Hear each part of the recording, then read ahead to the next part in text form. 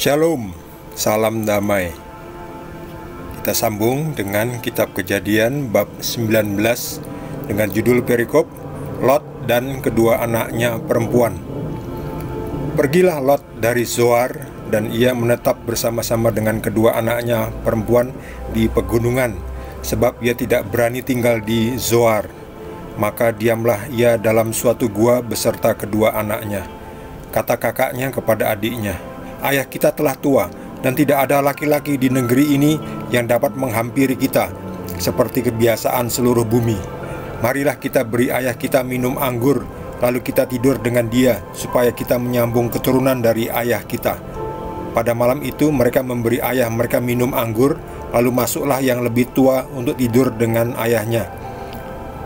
Dan ayahnya itu tidak mengetahui ketika anaknya itu tidur dan ketika ia bangun. Keesokan harinya berkatalah kakaknya kepada adiknya, "Tadi malam aku telah tidur dengan ayah.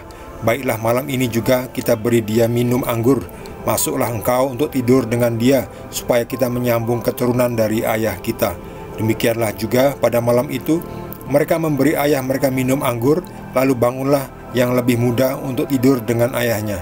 Dan ayahnya itu tidak mengetahui ketika anaknya itu tidur dan ketika ia bangun. Lalu mengandunglah kedua anak Lot itu dari ayah mereka.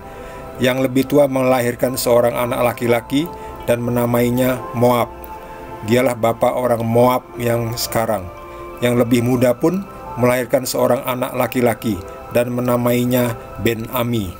Dialah bapa Bani Amon yang sekarang. Demikianlah sabda Tuhan.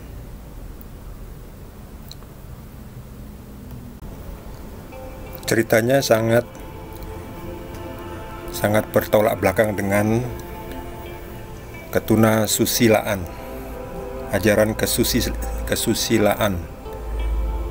Inilah akibat dari pergaulan dengan bangsa yang tunasusila, yaitu bangsa Sodom dan Gomora.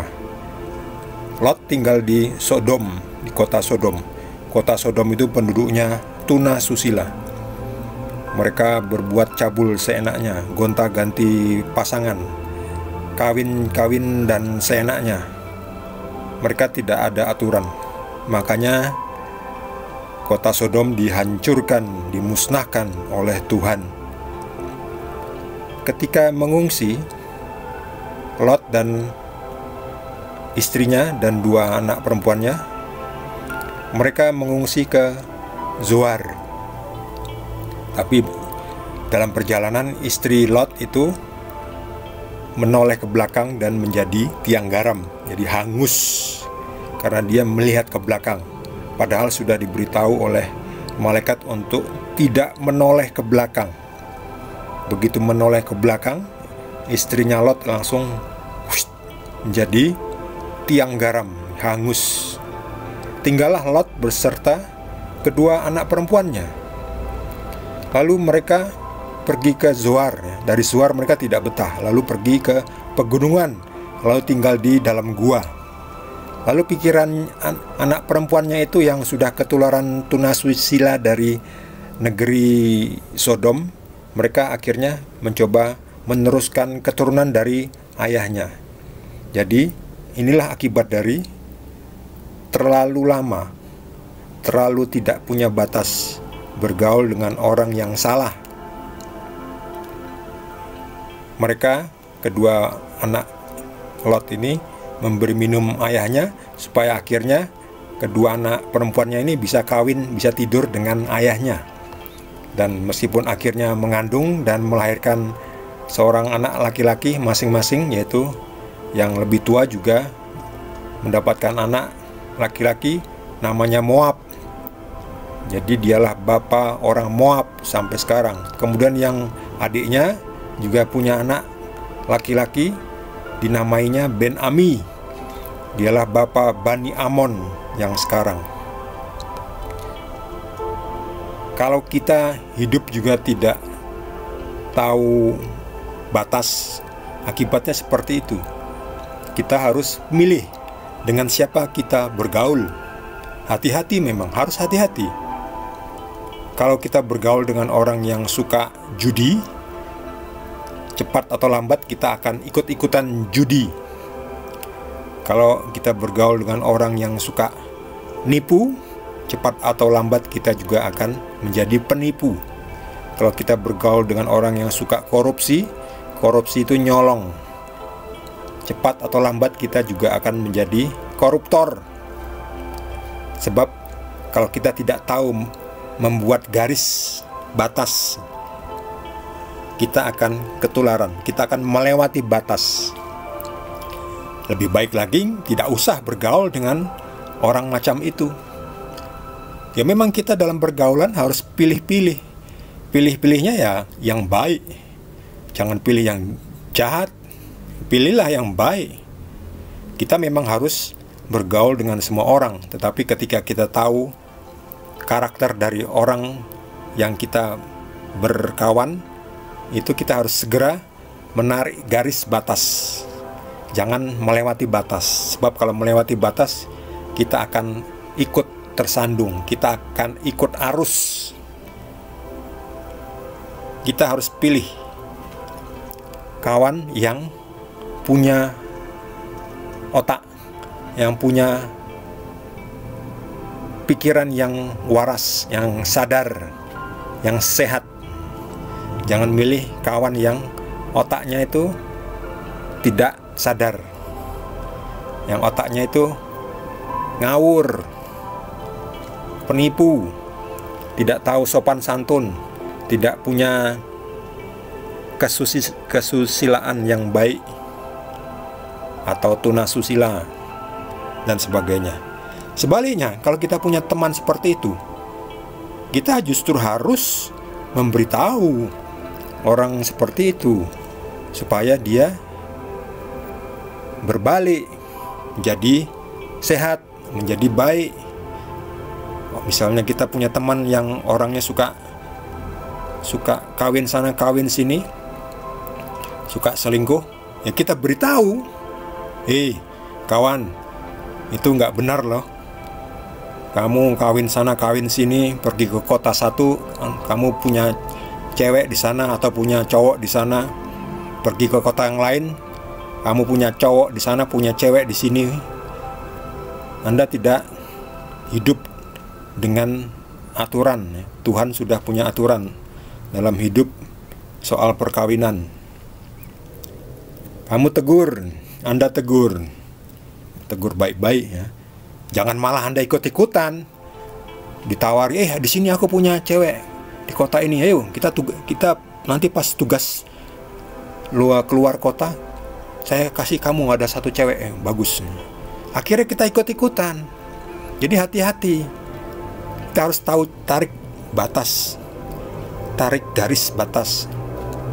Gak cuma tarik garis batas, kita juga harus memberitahu kawan kita yang di luar batas itu untuk kembali. Kamu juga jangan begitu, kamu tuh ngawur. Tetapi kalau sudah diberitahu masih tetap ngawur, ya itu urusannya dia. Nanti tanggung jawab dia sendiri terhadap Tuhan. Tetapi kalau kita tidak memberitahu, kita juga salah. Udah tahu misalnya orang itu nyolong, atau orang itu kawin lagi, kita tidak beritahu tindakannya yang salah. Nah, kita ikut salah secara moral karena kita tahu bahwa teman kita itu berbuat salah, tetapi kita tidak memberitahu bahwa itu salah. Jadi kita wajib memberitahu, tapi kita tidak bisa memaksakan. Kita wajib memberitahu, tetapi kita tidak bisa memaksakan. Kalau dia mau, bersyukur, nah, baguslah orang itu mau bertobat.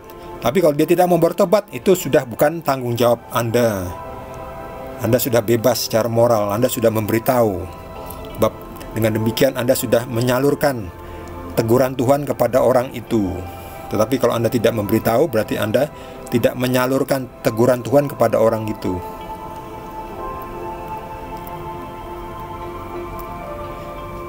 Kedua putri Lot salah karena melakukan dosa berzina dengan ayahnya, dan Lot juga salah karena mabuk. Jadi minum anggur itu bagus untuk kesehatan dalam takaran yang pas. Sehari itu misalnya berapa cc, berapa mili. Kalau kebanyakan Anda jadi mabuk, nggak ada manfaatnya. Kalau taruh sedikit ya tidak ada manfaatnya juga. Sama juga kalau makan ya, kita butuh minimum berapa kalori tiap hari, butuh protein berapa banyak. Kalau kebanyakan nanti jadi asam urat. Jadi semua itu ada takaran yang pas. Jadi minum anggur ya boleh, bukan nggak salah, itu nggak dosa. Tetapi kalau mabuk dan berbuat yang di luar kesusilaan, Anda menjadi salah. Itu maksudnya ya. Mabuk itu sebab kalau mabuk itu kan pikiran kita, judgement kita, pengambilan keputusan kita sudah tidak sempurna. Kita bisa buat keputusan yang salah. Rupanya pergaulan akrab gadis-gadis itu dengan orang fasik di Sodom yang dibiarkan oleh ayahnya telah menyebabkan mereka menerima standar moral yang sangat rendah. Karena Lot membiarkan orang fasik itu, ia kehilangan keluarganya dan keturunannya menjadi orang kafir. Artinya orang yang tidak kenal dengan Tuhan, orang yang tidak punya kesusilaan. Ini dia orangnya nih, orang-orang yang nggak pernah berdoa, nggak pernah berhubungan dengan Tuhan, ya kerjaannya cuma cari kenikmatan tiap hari. Nah mereka ini, Lot ini dan anak perempuannya dibiarkan bergaul dengan orang-orang macam ini. Coba Lot juga gendeng, ya segera keluar gitu ya, jangan tinggal di kota Sodom, jangan berkompromi dengan orang-orang yang jahat ya.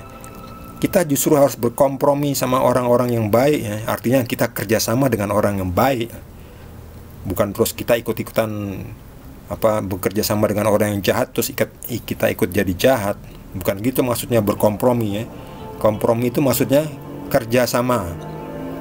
Kerjasama itu saling menguntungkan, bukan saling merugikan. Lot tetap merupakan contoh dari seorang ayah beriman yang imannya dan penyerahannya adalah cukup untuk menyelamatkan dirinya sendiri, namun tidak cukup untuk menyelamatkan keluarganya. Dia sadar terlambat bahwa jalan iman yang sejati ialah mengajar keluarganya menjauhi diri dan tidak mengasihi dunia. Jadi Lot sadar bahwa Lot selama ini sudah milih tinggal di kota yang salah, di kota yang penuh dengan kerusakan, kedosaan, ketidakadanya keadaban, tidak beradab, tidak bersusila yang baik, tidak tahu sopan santun. Yang penting mereka hanya mencari kenikmatan, kesenangan. Inilah dunia kita sekarang ini juga gitu ya. Jadi harus pinter-pinter cari kawanmu. Bukan berarti kita tidak boleh bergaul dengan semua orang. Kita bergaul dengan semua orang, tapi kita harus pintar menarik garis batas. Kalau kita misalnya bergaul dengan orang yang hidup di dalam biara, kita akan cenderung untuk ikut menjadi hidup suci, ikut berdoa. Kalau kita tinggal di biara, tiap pagi mereka ada doa, ada ibadah, lalu kita ikut-ikutan ibadah. Demikian seperti itu, lama-lama kita jadi baik, jadi terbiasa baik. Tapi kalau kita tinggal di kota yang penuh dengan dengan kemaksiatan istilahnya ya, atau ya kebejatan, atau ya kesenangannya sendiri-sendiri, ingin mencari kenikmatan sesuka-sukanya, tidak ada aturan kesusilaan, tidak ada aturan moral yang baik, ya akhirnya kita jadi seperti mereka ini. Masih untung ini anaknya masih perawan, ya masih belum dijamah oleh laki-laki seperti kata Lot, masih mending. Tetapi ternyata pendidikannya pendidikan tunasusila. Buktinya dia masih mau tidur sama ayahnya. Itu kan sudah perbuatan yang salah, melakukan dosa berzina. Lot berkompromi dengan orang yang salah. Mestinya Lot sadar mestinya menjauhi, membuat keluarganya menjauhi dari mengasihi dunia. Tapi Lot masih mengasihi dunia. Jadinya Lot kehilangan pertama istrinya. Nah, istrinya masih menoleh ke belakang. Lalu anak-anaknya juga menjadi orang yang jauh dari Tuhan. Namun demikian Tuhan tetap mengasihi. Jadi keturunannya Lot itu menjadi bapa Bani Amon yang sekarang, dan satu lagi bapa orang Moab yang sekarang. Jadi keturunannya tidak salah ya, tidak tahu apa-apa, tetap diberkati Tuhan. Tetapi yang penting tidak diulangi. Bagi saudara yang mendapatkan tambahan pencerahan dari Tuhan Yesus, boleh juga berbagi dengan kita semua. Bagi yang belum subscribe, jangan lupa di subscribe dan juga di like. Kita akan lanjutkan dengan perikop berikutnya dari Kitab Kejadian. Terima kasih. Tuhan Yesus berkati kita semua.